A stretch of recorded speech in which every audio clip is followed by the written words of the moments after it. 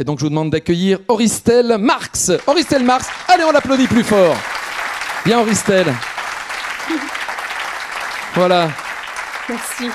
Merci. Cet aimable assistant, c'est à toi. Vous allez l'écouter avec beaucoup d'attention, vous avez bien raison. Merci, l'honneur de commencer. Ouf. Donc, comme vous le voyez, je suis en fauteuil. Comme on dit aujourd'hui, je suis en situation de handicap. Mais ça a du bon, parce qu'être en situation de handicap, je peux planquer mes petites fiches et mes petites lunettes, voyez, et si j'ai un trou, ce qui va peut-être m'arriver, eh bien, je suis équipée. Donc, comme vous l'imaginez, je vais vous parler de handicap. Mais pas de cet handicap moteur, mais plutôt de la situation handicapante. Vous savez, celle où on se sent démuni, où parfois même tout nous semble fichu. Mais avant, laissez-moi vous parler d'un temps où tout était parfait pour moi. J'ai 14 ans, je cours, je saute, je pratique la gymnastique depuis 8 ans, je suis passionnée et très heureuse. Et mes 8 années d'efforts et de plaisir viennent d'être couronnées par une sélection nationale. Nous sommes à 15 jours des championnats de France, entraînement intensif, répétition, et je vais chuter au bar asymétrique, c'est l'accident. La douleur est infernale, tout va très vite. Pompiers, ambulance, hôpital, examen, bloc opératoire. Le lendemain matin, je me réveille dans ma chambre d'hôpital entourée de ma famille. Là, le médecin m'explique que j'ai une fracture de la colonne vertébrale, que mon intervention a duré 12 heures, que j'ai aussi une luxation au niveau de la moelle de mes vertèbres, excusez-moi, et que ma moelle épinière, à cause de cette luxation, a été pincée et que donc les influx nerveux ne descendent plus au niveau de mes jambes. Et on me dit qu'il va falloir du temps. De mon côté, je suis sûre de participer 15 jours après au championnat de France. Au lieu de ça, 15 jours après, direction le centre de rééducation. Point positif, je vais enfin commencer ma rééducation. Objectif, remarcher. Je fais la connaissance de Sylvie, ma kiné, jeune, dynamique, ça match. Là, le médecin m'explique que ma colonne n'est pas encore réparée, que je dois rester allongée. Heureusement, ma famille, mon frère, mes frères, ma mère viennent me voir tous les jours. Ils me parlent de tout, du rien, de leur quotidien. Ça me fait énormément de bien.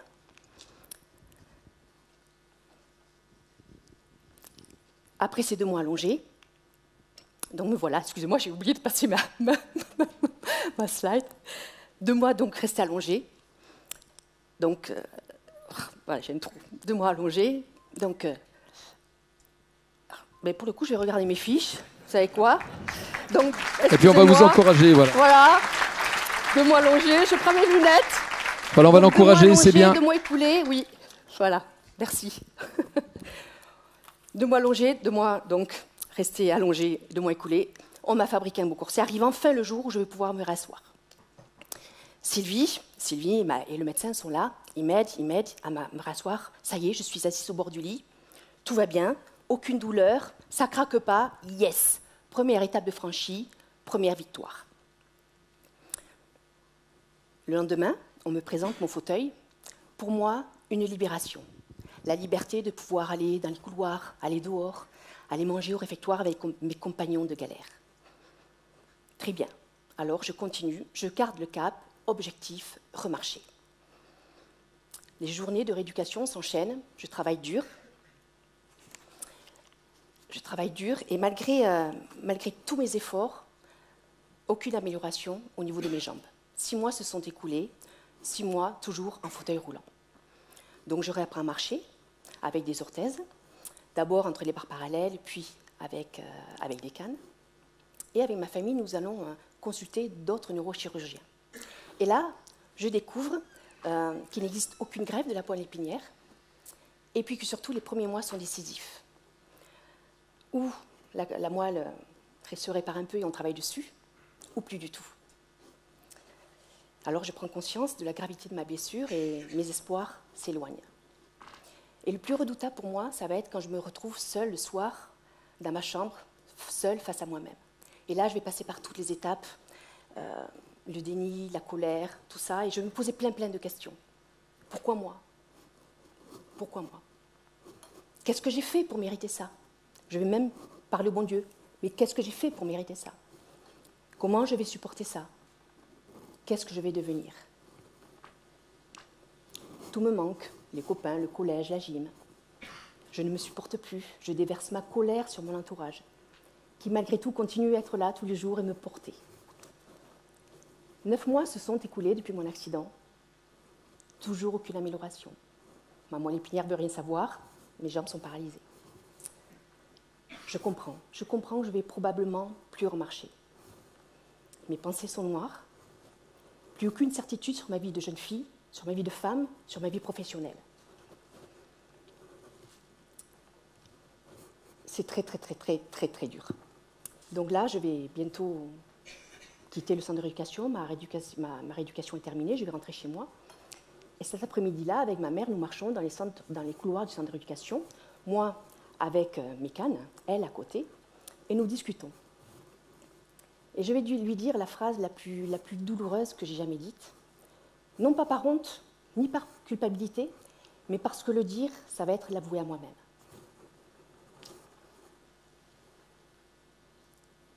Maman, je crois que je ne remarcherai plus. Ce à quoi elle va me répondre avec un sourire rassurant. Même assise, on peut en faire des choses. Waouh!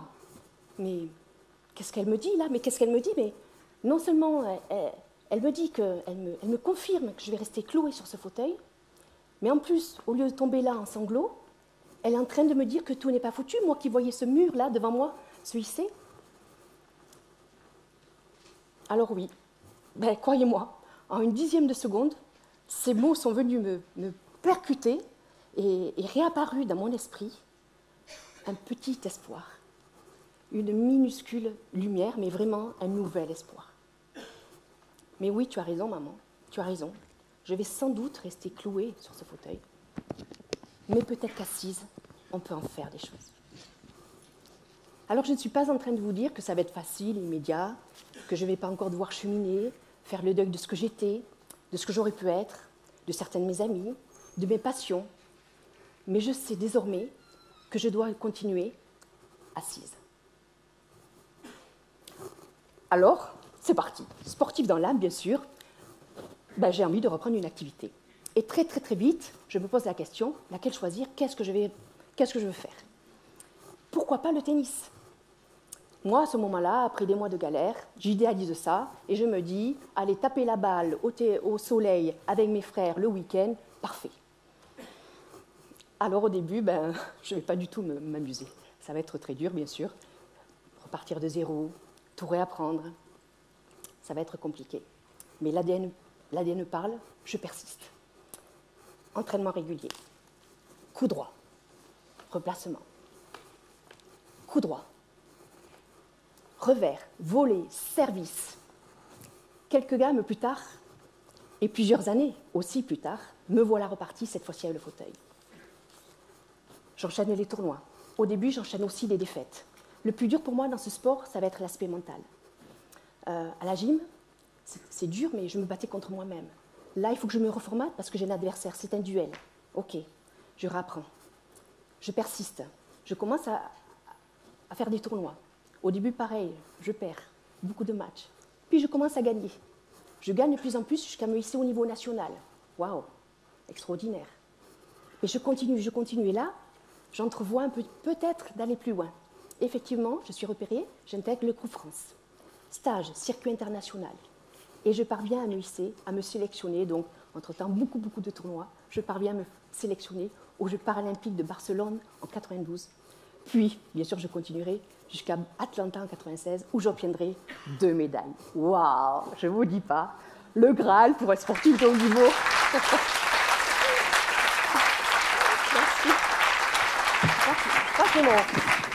Je crois que j'ai mon petit truc qui tombe. Non, ça va? Non, il ne faut pas. Bon. Okay. Donc là, imaginez la joie, et quelle satisfaction pour moi, bien sûr, pour mon entourage. Et puis vous savez quoi? Je ne rêve plus de Nadia Comaneci. je suis devenue une joueuse de tennis.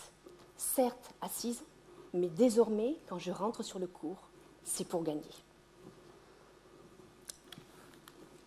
Et après ces belles médailles et 10 ans de haut niveau, j'ai envie de travailler. En parallèle, j'ai poursuivi mes études et j'ai obtenu un master en management du sport. Et moi, mon rêve à ce moment-là, c'est d'intégrer un gros comité d'entreprise, et je suis toulousaine, et sur les places toulousaines, il y en a beaucoup. Et mon rêve, c'est d'organiser tout ce qui est événementiel, manifestations culturelles et sportives pour le personnel. Donc, j'envoie mon CV à plusieurs comités d'entreprise, et bien sûr, sur mon CV, très peu d'expérience professionnelle, mais toute cette expérience personnelle. Donc, bien sûr, apparaît tout mon palmarès sportif, avec mes médailles. Donc, j'étais aussi présidente d'une association de tennis handisport. Et je mets même, comme ça se faisait donc en 98, je parle de 98, je mets même dans les informations complémentaires, je mets même paraplégique suite à un accident de sport. On ne peut pas faire plus transparent. Et là, j'obtiens 6 entretiens. Super. Et lors de ces entretiens, tous vont me dire, au bout de 5 minutes pour les plus rapides ou un peu plus pour les plus polis, tous vont me répondre « Mademoiselle, nous ne sommes pas prêts à accueillir une personne comme vous. » Rien sur mes compétences, rien sur ma motivation. La simple vue de ce fauteuil roulant est rédhibitoire. Alors, ça, une autre épreuve, ça va être super violent. Encore un mur là qui se dresse devant moi. Alors oui, on va me refuser, mais j'ai appris à trouver des solutions. Et là, il faut que j'en trouve une, ça c'est sûr. Alors je vais réfléchir longuement et je vais décider de changer mon fusil d'épaule. Et puisque ce fauteuil fait si peur, je vais me tourner vers les personnes qui me connaissaient avant mon accident. Alors bien sûr, j'ai envie de travailler dans mon domaine, mais ça va être le cas avec le maire d'une collectivité, d'une commune, qui me connaissait bon élève et valide, puisque c'était le principal adjoint du collège où j'étais scolarisée. Donc je vais envoyer ma candidature, elle va être retenue, je vais passer les entretiens comme tout le monde, et je vais ensuite piloter le service des sports durant 16 ans. Merci.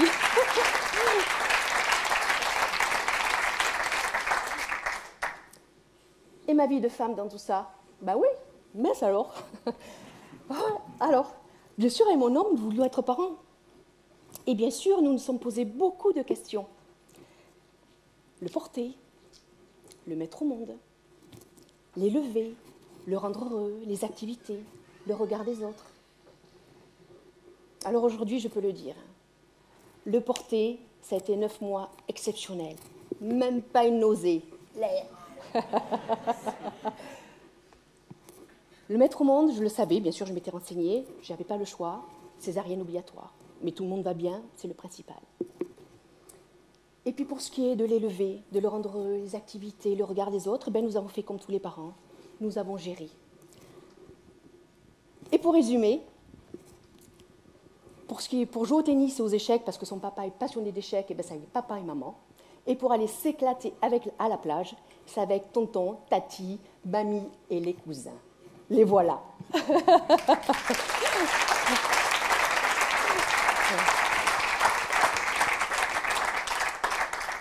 Alors, vous l'avez compris, au cours de ma vie, j'ai dû à plusieurs reprises changer de regard sur moi, sur la situation. J'ai dû changer à plusieurs reprises de regard pour pouvoir entrevoir une autre solution ou d'autres possibilités. Et vous? Est-ce que vous aussi, au cours de votre vie, aujourd'hui, vous êtes démunis? Ou se dresse là peut-être un mur devant vous? Ou vous vous sentez en difficulté? Vous ne voyez pas où c'est possible? Alors peut-être, voilà, changez de regard et vous trouverez une solution ou une opportunité qui viendra à vous. Et pour terminer, Proust disait « Le seul, l'unique, le vrai voyage, c'est de changer de regard. »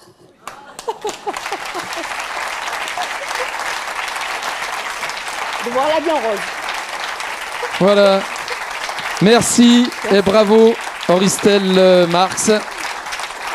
Plus fort que ça, s'il vous plaît, les applaudissements.